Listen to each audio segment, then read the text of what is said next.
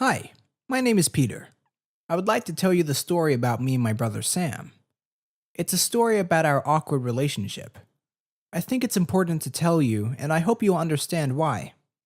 Sam is 9 years older than me, and we are different. And it's not just because of our age. My older brother always had zillions of friends, and I'm not a reclusive, but I've only ever had a few friends, and I don't need any more. But there is one thing in common that unites Sam and I. We were both never that close with our parents. This situation somehow just developed that way, and we never thought that there was something wrong with it. I bet 100 to 1 that some of you will say that we grew up in a toxic atmosphere. But I don't think so. I can't say that my parents are wonderful people, but I wouldn't call them bad either.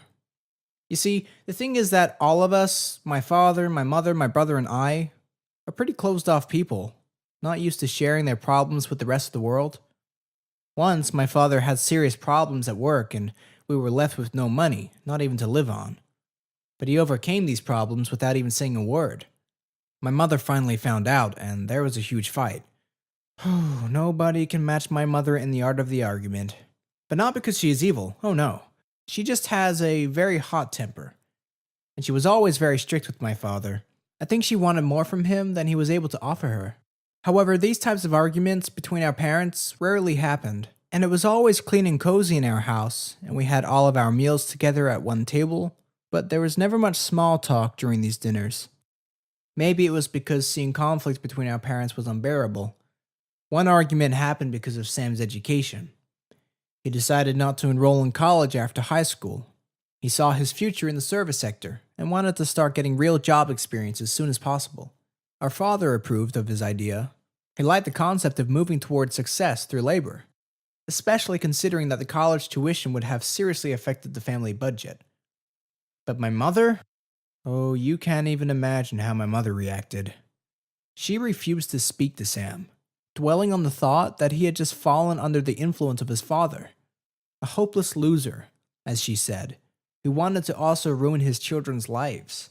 That, more or less, was the way every conflict started, and as a result, they did a lot of bad mouthing each other. My mother would yell that he destroyed her life, my father would reply that she had eaten him alive. Sometimes they went as far as accusing each other of cheating. I preferred not to take any of this seriously. I tried to sort of switch them off, though it was pretty hard to not hear your parents screaming about how they hate each other. Sam, I think, took these incidents a bit lighter, especially when he grew up, started to earn his own money, and could have left the house if he wanted to. I was envious of his maturity and freedom. Well, I would be forced to grow up soon enough. I was 14 when it happened. The evening was pretty ordinary, except for the news that our grandmother from Paris would be visiting us. And you ought to know that she is a very eccentric person, and even a family visit comes as quite a surprise. First of all, Granny hates Parisian taxi drivers, considering them shameless crooks. Taxis in America were also blacklisted for some unknown reason, so she insisted that my father pick her up from the airport. Second, she tells us she's visiting once she has literally already boarded the plane. At that day, my father was particularly upset about the odds of having to go to the airport to pick his mother-in-law up. He had had a really exhausting day at work. Sam could have saved the day, but he had been drinking at a bar, so he could not drive, which meant my father had to go. He was very, very annoyed, and he was being super open with my mother about the fact that he had to spend his scarce time off to deal with her mother's quirks. My mother started to boil. A new argument was brewing. Sam gave up and went to his room. I went upstairs to my bedroom.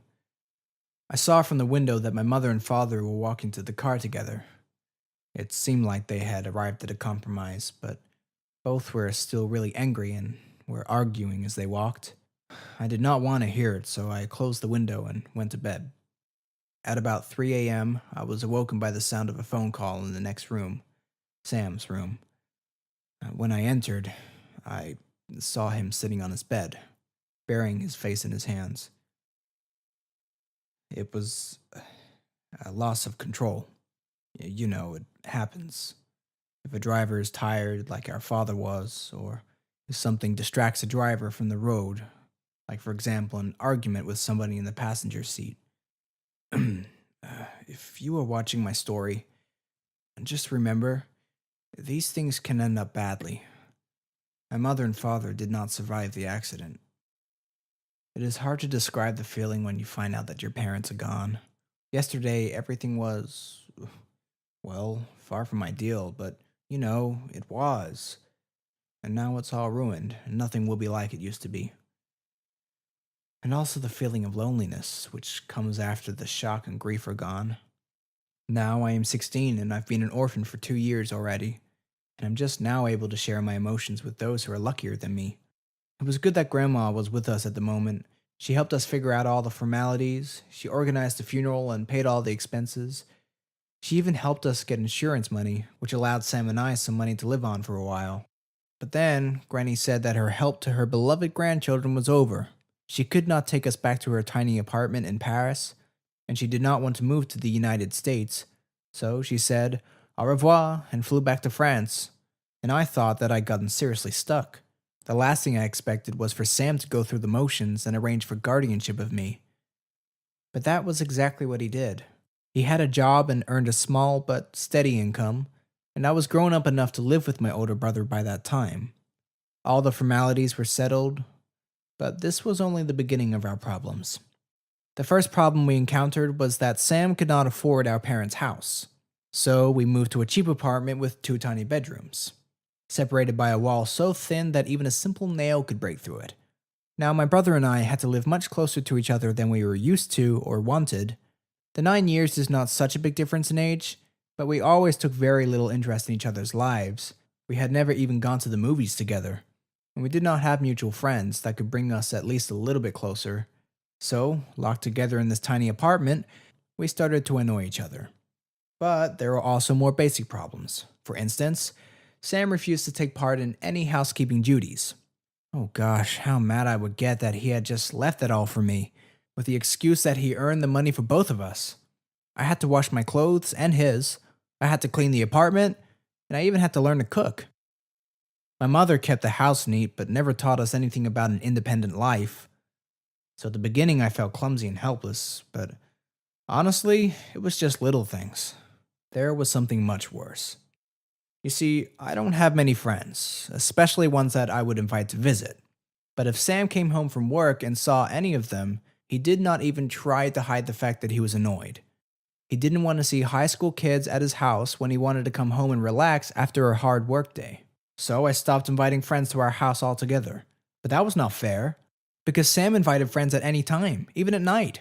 And every time when he threw a party in our apartment, he asked me to go and take a walk. Finally, I got fed up with that, and I decided not to come back home at the agreed upon time. I did not pick up the phone when Sam called, and it made me happy to think that he was worried. But not because I wanted him to care about me, it was my revenge against Sam for all his behavior. I did not have any money, so I just hung around the city all night, hiding from the police patrols. But Sam finally found me. It was already late morning. I saw his red, tired eyes and realized that he had been looking for me all night long, driving his used car. Later on, I accidentally found out that he skipped his shift that morning and nearly got fired. Neither of us apologized for that night. In fact, we've never talked about it. But since then, we both did not object to any visitors at the house. But Sam's friends did not forget how I framed my older brother, and they disliked me. They started to joke and even made fun of me when Sam was not looking. They never took it too far, so I did not tell Sam about them, but it was unpleasant to listen to mean jokes from adult guys. I could have probably asked Sam to talk to them, but I did not want to tell him about my problems. The only person from my brother's circle who was kind to me was his girlfriend, Jane. She was 20 years old and she was very nice and pretty. I sincerely could not understand the reason why she was dating my ill-tempered brother. I realized that Jane felt pity for me, but I still felt flattered by her attention. When she came home before Sam had returned from work, she would talk to me, and it felt so easy to communicate with her.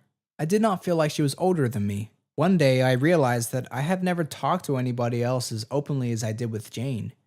I started to envy Sam, that he had such a wonderful girlfriend. And then I made a big mistake. Once, Jane came home before Sam, like most other ordinary days. We chatted and ate ice cream, and Jane was very nice to me in a special way. She touched my hand every now and then, and And then she said that I had an ice cream mustache and brushed it away with her finger, laughing so sweetly. Well, I tried to kiss her. I do not know what I was thinking about trying to kiss my brother's girlfriend, but I almost did it. And what happened next literally destroyed me.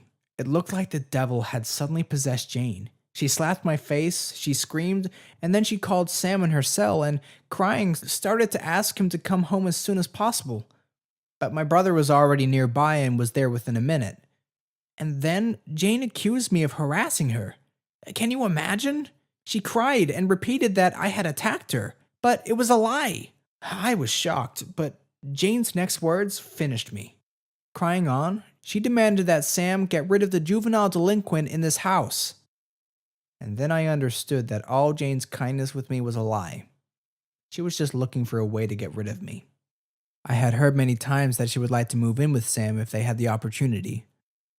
I left the apartment and rushed down the stairs, but I only managed to reach the nearby bench because I burst into tears. Because of the resentment toward Jane, because I detested myself, because the world was an incredibly unfair place.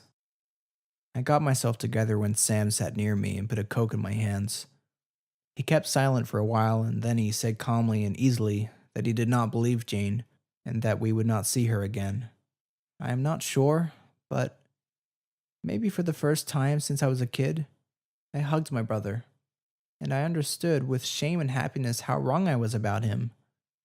There is nobody else I trust in this unfair world apart from Sam, my brother. Well, this is my story. It will hopefully help someone realize that you should only look for support from your family. Otherwise, you can end up making a big mistake.